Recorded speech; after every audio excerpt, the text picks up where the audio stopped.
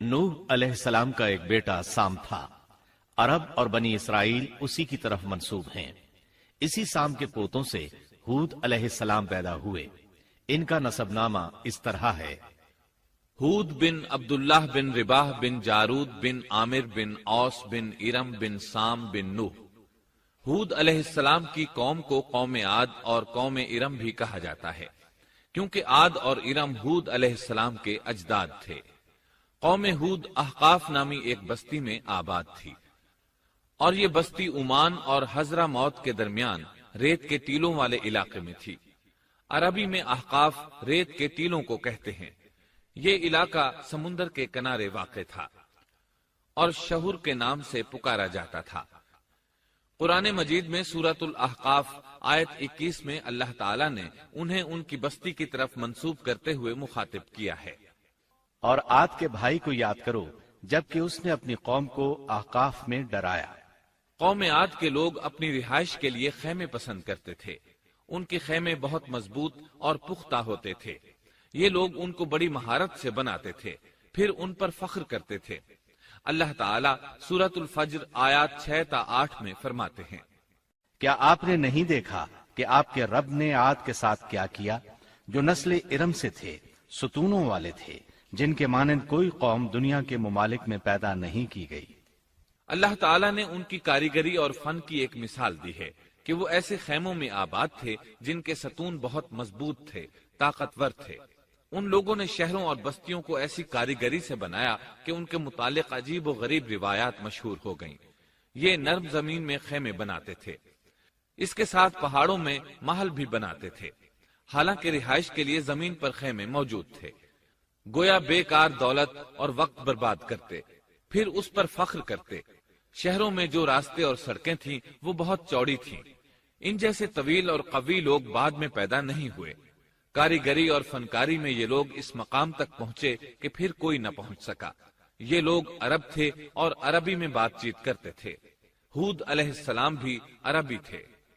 اسماعیل علیہ السلام سے پہلے کے عرب باشندے عرب عاربہ کہلاتے ہیں۔ ان کے مشہور قبائل یہ ہیں: عاد، سمود، جرہم، امیم، قحطان اور مدین وغیرہ۔ ابراہیم علیہ السلام کی اولاد میں اسماعیل علیہ السلام کے بعد آنے والے لوگ عرب مستعربہ کہلاتے ہیں۔ اسماعیل علیہ السلام عربی نہیں تھے، کنعانی تھے۔ جب ابراہیم علیہ السلام اسماعیل علیہ السلام کو مکہ معظمہ میں چھوڑ آئے اور اسماعیل علیہ السلام نے عربوں سے میل جول قائم کیا تو ان سے عربی سیکھ لی اور اس میں بہت مہارت پیدا کر لی، یہاں تک کہ آپ کو عرب کا فصیح کہا جانے لگا۔ اہل عرب میں فصاحت و بلاغت آپ ہی سے آئی۔ رسول اللہ صلی اللہ علیہ وسلم بھی اسی انداز میں فصیح و بلیغ عربی میں بات کرتے تھے۔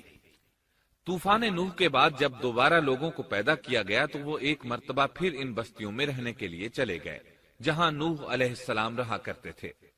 نوح علیہ السلام شام کے شمال اور ترکی کے جنوبی علاقوں میں رہا کرتے تھے۔ لوگ یہاں آباد ہو گئے، پھر یہاں سے کچھ لوگ فلسطین اور شام کی طرف ہجرت کر گئے اور کچھ لوگ جزیرے کی طرف ہجرت کر گئے، اور قوم عاد جزیرے کے جنوب میں آ کر آباد ہو گئی۔ اس وقت تمام لوگ توحید پر تھے۔ طوفان کے ساتھ جب زمین پامال ہو گئی تو اس پر سوائے نوح علیہ السلام کی اولاد کے اور کوئی زندہ نہ رہا۔ یہ لوگ توحید پرست تھے، لیکن وقت کے ساتھ ساتھ قوم عاد آباد ہوئی اور شیطان نے ان کے دلوں میں وسوسہ ڈالا۔ اس طرح وہ شیطان کی عبادت کرنے لگے۔ چنانچہ قوم نوح کے بعد سب سے پہلے جس قوم نے بت پرستی اختیار کی وہ قوم عاد تھی۔ اس قوم کو اللہ تعالیٰ نے بہت ڈیل ڈال دیا تھا، وہ بہت طاقتور قوم تھی۔ مفسرین بیان کرتے ہیں کہ ان کے جسم بہت مضبوط اور ٹھوس تھے، قد بہت لمبے تھے۔ آدم علیہ السلام کا قد 60 ہاتھ تھا، اس قوم کا قد بھی قریباً اتنا ہی تھا۔ اس طرف سورۃ الاعراف آیت 69 میں اشارہ موجود ہے۔ اللہ تعالیٰ فرماتے ہیں: اور تم وہ حالت یاد کرو جب اللہ نے تمہیں قوم نوح کے بعد جانشین بنایا اور ڈیل ڈول میں تمہیں زیادہ پھیلاؤ دیا، سو تم اللہ کی نعمتوں کو زیادہ یاد کرو تاکہ تم فلاح پا جاؤ۔ ہود علیہ السلام کی زبانی اللہ تعالیٰ ان کی فنکاری کو بیان کرتے ہوئے فرماتے ہیں کہ ہود علیہ السلام نے ان سے کہا: کیا تم ایک ایک ٹیلے پر بطور کھیل نشان لگا رہے ہو؟ مطلب یہ کہ یہ لوگ پہاڑوں کی چوٹیوں پر محل تعمیر کرتے تھے۔ جب ان سے کہا جاتا کہ تم رہتے تو زمین پر ہو اور گھر پہاڑوں پر بناتے ہو، اس کی کیا وجہ ہے؟ اور تم اتنے مضبوط محل تعمیر کر رہے ہو، گویا ہمیشہ یہیں رہو گے۔ وہ لوگ دراصل ٹیلوں، گھاٹیوں، دروں اور پہاڑوں پر عمارات تعمیر کرتے تھے، اور ان کا مقصد ان میں رہنا نہیں تھا، بلکہ صرف کھیل کود کے لیے ایسا کرتے تھے۔ ہود علیہ السلام نے انہیں جھنجھوڑا کہ تم ایسا کام کیوں کرتے ہو جس کا کوئی مقصد نہیں، جس کام کے فضول ہونے میں کوئی شک نہیں۔ ہود علیہ السلام انہیں واعظ کرتے تھے۔ اے میری قوم، اللہ نے تمہیں بڑی قوت سے نوازا ہے۔ تمہاری طاقت کا عالم یہ ہے کہ جب تم کسی پر ہاتھ ڈالتے ہو تو ظلم کرتے ہو، کوئی شخص تمہارے سامنے آنا گوارا نہیں کرتا۔ لہذا اللہ سے ڈرو اور میری پیروی کرو، اس سے ڈرو جس نے ان چیزوں سے تمہاری مدد کی۔ اللہ تعالیٰ نے اپنی ہر طرح کی نعمت، مال، اسباب، اولاد، باغات، شہر، قوت، جسامت اور صنعت کاری سے تمہیں نوازا ہے، لہذا تم اللہ سے ڈرو اور میری اطاعت کرو۔ لیکن ان کی قوم نے کوئی اثر نہ لیا، نہ ان پر ایمان لائی، الٹا لگی تکبر کرنے، اللہ کی حمد کی بجائے اس کی ناشکری کرنے لگی۔ اور تکبر کے بارے میں بات یہ ہے کہ جب سے ابلیس نے اس کو اختیار کیا، یہ اس وقت سے آزمائش بن چکا ہے۔ اللہ تعالیٰ سورہ حامیم السجدہ آیت 15 میں فرماتے ہیں، پس قوم عاد نے تو بے وجہ زمین میں سرکشی شروع کر دی اور کہنے لگے کہ ہم سے زوراور کون ہے؟ کیا انہیں یہ نظر نہ آیا کہ جس اللہ نے انہیں پیدا کیا ہے وہ ان سے بہت ہی زیادہ زوراور ہے؟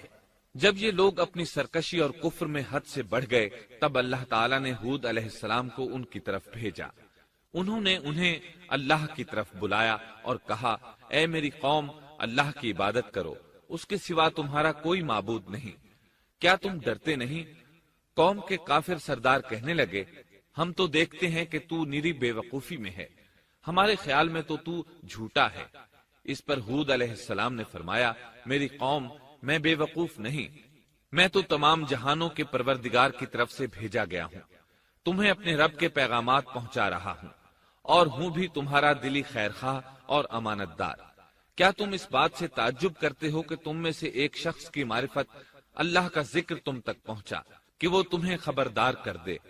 تم اللہ کی اس نعمت کو یاد کرو کہ اس نے تمہیں قوم نوح کے بعد خلیفہ بنایا اور ڈیل ڈول میں تمہیں زیادہ پھیلاؤ دیا۔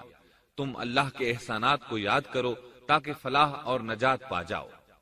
ہود علیہ السلام نے اللہ کی عظیم نعمتوں کے ساتھ انہیں نصیحت کی، لیکن وہ بدبخت کفر ہی کرتے رہے۔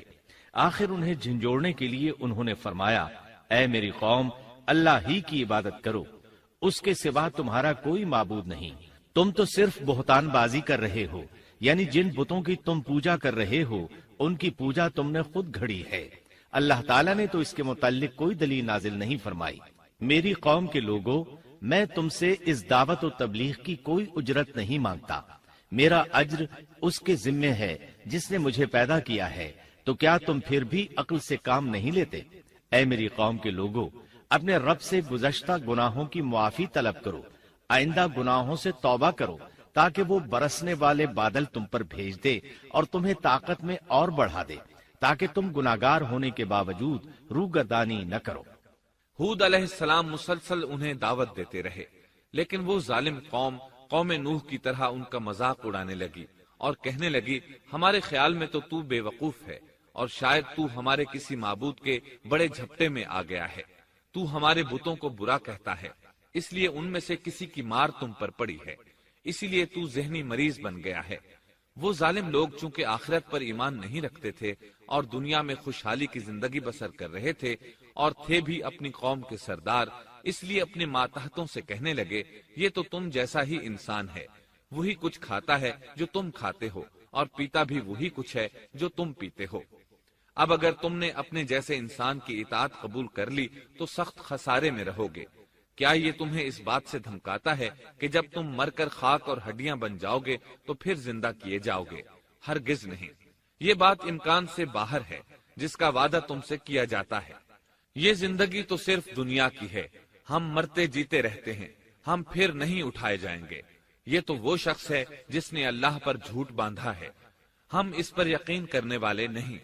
ہود علیہ السلام انہیں دعوت دیتے رہے یہاں تک کہ ان کی قوم نے واضح طور پر کہہ دیا کہ آپ ہمیں واز سنائیں یا نہ سنائیں، ہم تو اپنی روش نہیں چھوڑیں گے، یہ تو پرانے لوگوں کا دین ہے۔ اس طرح قوم انہیں مسلسل جھٹلاتی ہی رہی۔ آخر ہود علیہ السلام نے بھی انہیں کھلم کھلا دھمکی دی اور فرمایا، لوگوں سنو، میں صرف تمہیں ہی نہیں اللہ کو بھی گواہ بنا کر اعلان کرتا ہوں کہ اللہ کے سوا جس کی عبادت ہو رہی ہے میں ان سب سے بری طرح بیزار ہوں۔ اب تم ہی نہیں اپنے ساتھ اوروں کو بھی بلا لو اور اپنے ان سب جھوٹے معبودوں کو بھی بلا لو، اور تم سے جو ہو سکے مجھے نقصان پہنچا دو، مجھے کوئی مہلت نہ دو، نہ مجھ پر ترس کھاؤ۔ یہ فرمانے کے بعد انہوں نے اللہ سے دعا کی، اے پروردگار، ان کے جھٹلانے پر تو میری مدد فرما۔ اللہ کی طرف سے آپ کو جواب ملا، یہ تو بہت ہی جلد اپنے کیے پر پچھتانے لگیں گے۔ اللہ کے نبی کا انکار کرنے، اس سے بغض رکھنے اور اس کا مذاق اڑانے والوں کا انجام کیا ہوا؟ اللہ نے انہیں ایسے زناٹے کی آندھی سے تہس نہس کیا کہ جس کی تاریخ میں مثال نہیں ملتی۔ اللہ نے ان سے بارش روک لی، اس سے خشک سالی کی کیفیت پیدا ہو گئی، درخت اور پھل ختم ہو گئے، وہ لوگ بارش کی خواہش کرنے لگے۔ اسی حالت میں ایک دن اللہ نے انہیں عذاب دینے کا ارادہ فرمایا۔ انہوں نے دیکھا ایک سیاہ بادل ان کی طرف بڑھ رہا ہے، خوشی سے اچھلنے لگے، کہنے لگے یہ بادل ہم پر برسنے والا ہے، جبکہ ان کا خیال غلط تھا۔ دراصل ابر کی صورت میں یہ وہ قہر الہی تھا جس کے آنے کی وہ جلدی مچا رہے تھے۔ وہ عذاب ان کی بستیوں کی تمام چیزوں، پھلوں، خیموں، درختوں کو تہس نہس کرتا ہوا آیا۔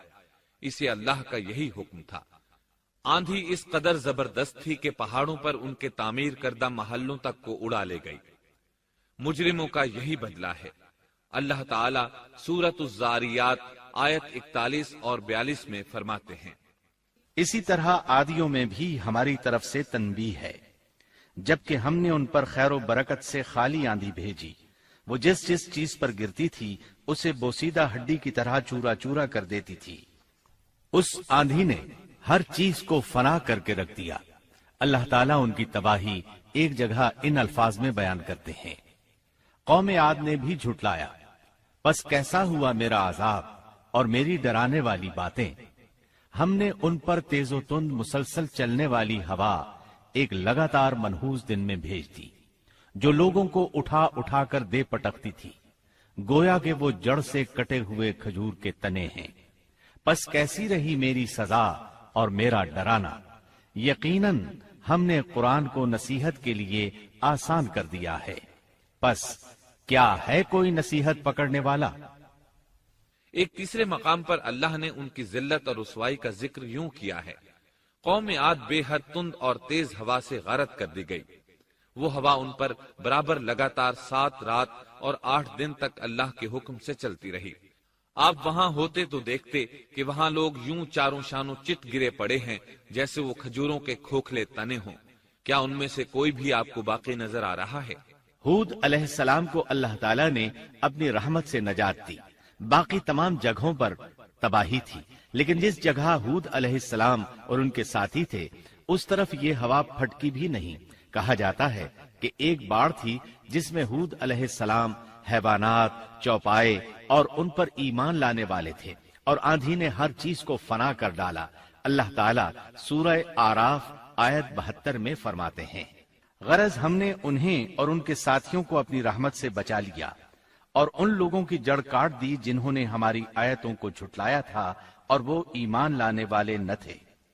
اسی طرح سورہ ہود میں اللہ فرماتے ہیں، جب ہمارا حکم آ پہنچا تو ہم نے ہود کو اور ان کے ساتھیوں کو اپنی خاص رحمت سے نجات دی۔